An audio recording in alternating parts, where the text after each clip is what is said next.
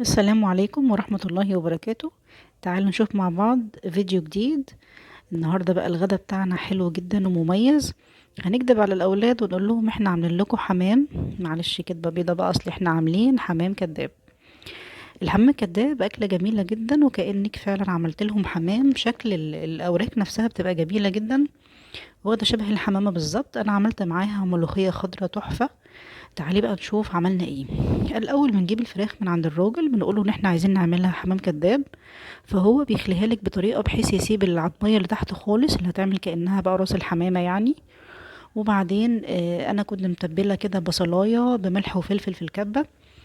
فرمها جامد، فبحب اتبل الفراخ بيها قبليها علشان ميبقاش ليها ريحه وحشه خالص، بالعكس ده هتبقى ريحتها تحفه. هتبلها بقى، انا كنت جايبه كميه من الاوراق، تبلتها مع بعض، حطيتهم في شنطة كده علشان التتبيلة تروح تخش لهم كلهم كده بسهولة، وطبعا في التلاجة. تعالي بقى نجيب حلة على النار عشان نعمل الرز. معلقتين زبدة على شوية زيت كده. وحطي بقى الأول، أنا جايبة ربع كيلو كبد وقوانص لوحدهم، كنت برضو متبلاهم من قبليها. نضفتهم حلو قوي من التتبيلة بتاعتهم، وبعدين رحت حطاهم على الزبدة وهي سخنة، بحيث ياخدوا صدمة كده والمسام بتاعتهم تقفل، ما يبقاش ليهم اي ريحه وحشه خالص. بالعكس ده الريحه هتبقى جميله جدا، والاولاد هيقولك ايه ده، انت بتعملي ايه الجمال ده.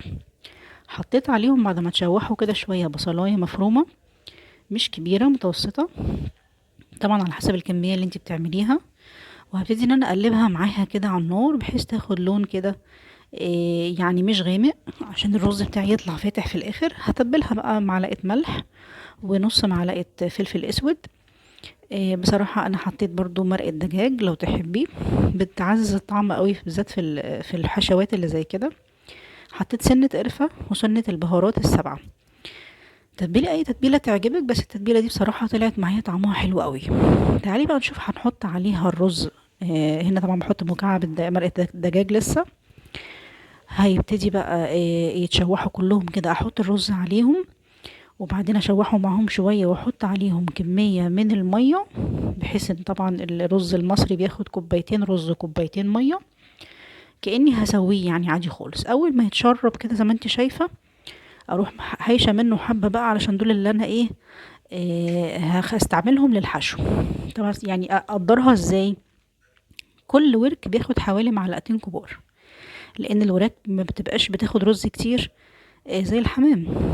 هنا بقى الصينية دي عملت فيها فرشة حلوة كده، لان انا بصراحة مش هسلق النهاردة الوراك لحسن تفرقع مني. بالعكس انا هحطها هنا في الصينية. عملت لها فرشة حلوة كده، بصلة، طماطماية، قرن فلفل حراق، جزر، وكمان تبلتها بملح وفلفل بس، لان انا حاطة توابل اصلا في الرز بتاعي.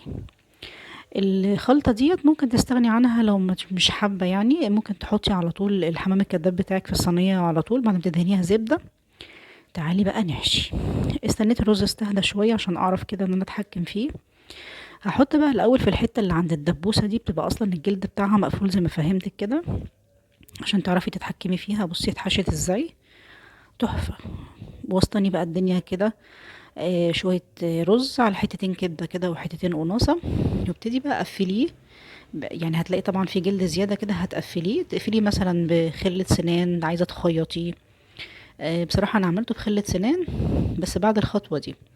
تمام، انا بوريكي اهو شبه الحمامه بالظبط. انا حشيت المقدار اللي عندي وقفلته وحطيته على الفرشه بتاعت الصينيه. تحفه، شكلهم جميل قوي قوي قوي، حاجه كده تفتح النفس اصلا من قبل ما تستوي.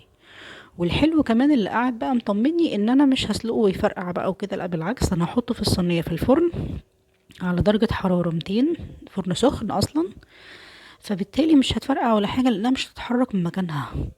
دي ورق زبدة الأول، طبعا كلنا عارفين الخطوة دي، أنا كرمشتها كده عشان أعرف أتحكم فيها.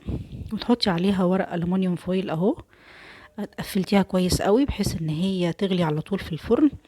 ويلا بقى على الفرن السخن على طول درجة 200. وبعدين فتحت الشواية بعد ساعة وربع بالظبط، طبعا لساعة ونص يعني، وخدت لون جميل اغرفي بقى للولاد. ده بقيت الرز اللي أنا سبته استوى بقى على النار. وعملت شوية ملوخية تحفة، كان عندي شوربة أصلا في الفريزر. أكلة جميلة، الولاد اتبسطوا قوي قوي، بسم الله ما شاء الله. طلع الفراخ لونها تحفة بعد ما خدت بقى لون تحت الشواية بعد ما استوت، وألف هنا وشفا.